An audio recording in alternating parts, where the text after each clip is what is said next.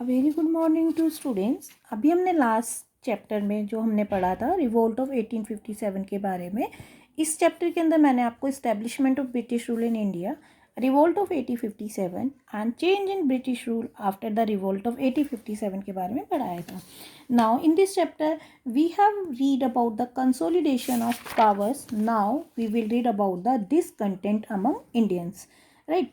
Many of the harsh policies adopted by the company angered many and created discontent among Indians. यानी many of the harsh policies which were adopted by the British east India company and they were adopting यानी कि दे वर impose यानी कि वो उसके ऊपर थोप रही थी इंडियंस के ऊपर, जिससे कि जो इंडियंस लोग थे दे वर नॉट हैप्पी, वो असंतोष थे, यानी कि डिसकंटेंट यानी दे वर असंतोष थे।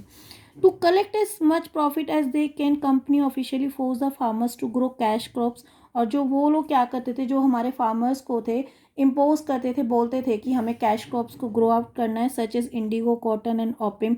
These crops were then bought by them at very low prices. और जो ये जो प्राइजेस थी, ये जो क्रॉप्स थी, मतलब ये जो ब्रिटिश का कंपनी थी वो हमसे बहुत लो प्राइस पे लेती थी, लेकिन और जो उन्हें सोल्ड करती थी बाहर की कंट्रीज़ में बहुत हायर प्राइजेस पे करती थी। Sometimes they use them as raw material in their own factories, और दे यूज़ देम, और ये जो कच्चा माल होता था उनको अपनी फैक्ट्रीज में भी यूज़ करती थी। On the other hand the British impose heavy taxes on the farmers.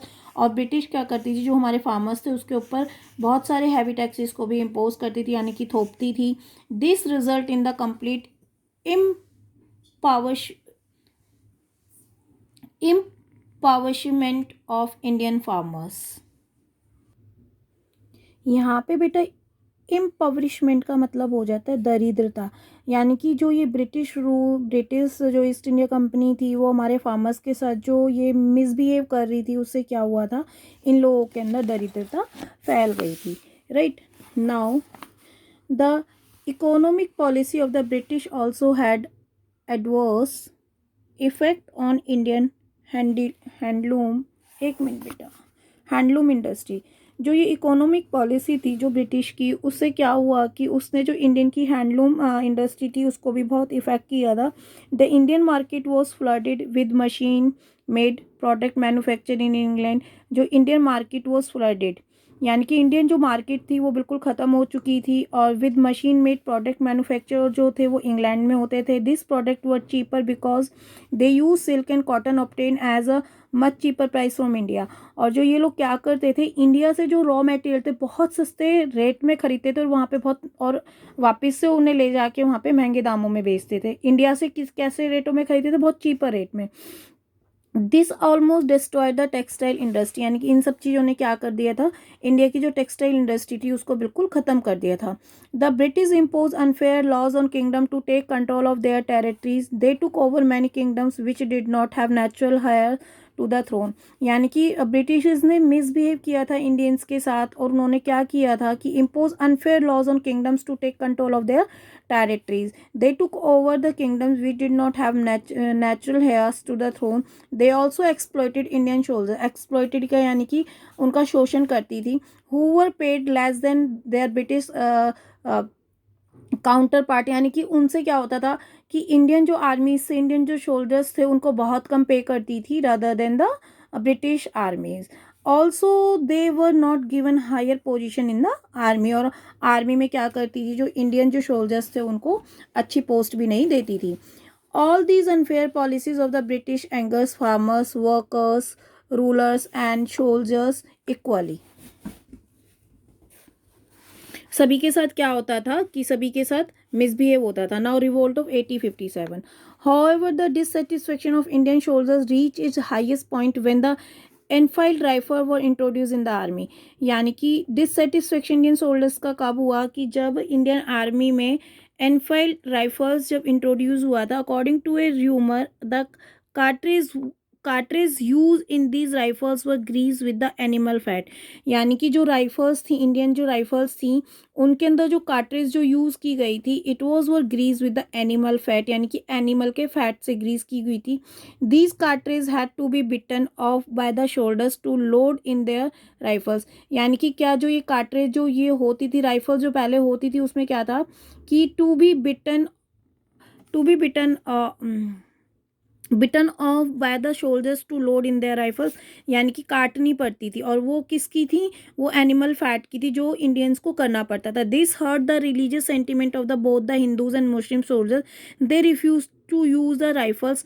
Mangal Pandey was the first sepoy to refuse to use this cartridge. देखिए, क्योंकि वो एनिमल फैट होता था, तो उसमें अंदर यानी कि जो मतलब you can say in Hindi meet होता था, तो उसको क्या है कि पहले उसको चलाने से पहले उसको छीलना काटना पड़ता था, और इट वाज कंपल्सरी. ब्रिटिशर्स ने इंडियंस को बोला था कि जब आप इसे यूज़ करोगे तो सबसे पहले इसे मुंह से काटोगे. तो इंडियंस ने क्या किया, उन्होंने इसको मतलब अपने रिलीजियस सेंटिमेंट्स के अगेंस्ट समझा. तो हिंदू मुस्लिम दोनों थे, तो उन्होंने इसके लिए मना कर दिया. जो सबसे पहले जो मना किया था वो मंगल पांडे थे. A revolt broke out in Meerut on 10 May 1857 and soon spread to Delhi, Jhansi, Kanpur, Lucknow. This was the first combined effort to the Indians to attain freedom from the British rule. यानी कि ये revolt का breakout किया गया था और मीरठ में किया गया था 10 मई 1857 में. And which was the first combined effort of the Indian to attain freedom from the British rule. Thus, it is also known as the First War of Independence, and this war was known as the First War of Independence.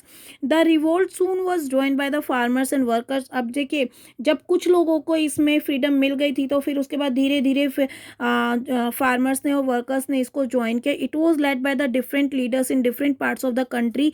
Some of the prominent leaders were Tatya Tope, Rani Laxmibai, Nana Sahab, Begum Hazrat Mahal, Bahadur Shah Zafar. The last Mughal emperor was also there, and who was declared the supreme leader of the revolt.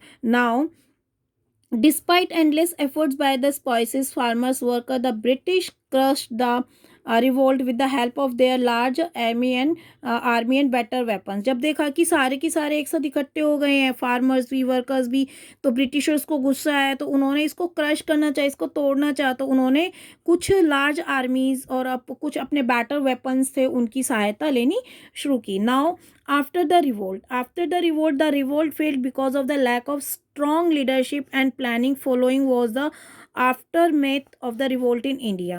अब देखिए कैसे हुआ ये revolt. मतलब जैसे जैसे इन्होंने एक फ्रीडम लिया जिसे नाम बोला गया first war of freedom, but कुछ समय के बाद ये रिवोल्ट फेल हो गया. अब देखिए किस तरीके से हुआ.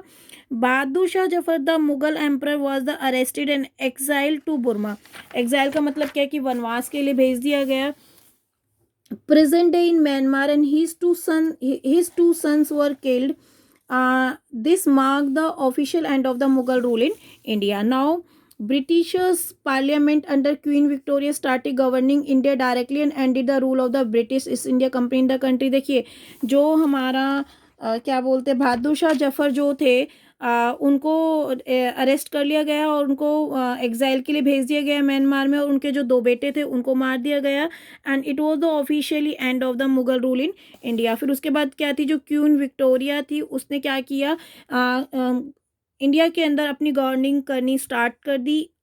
Viceroy was appointed by the British government to the rule country. Lord Canning was the first viceroy appointed in India.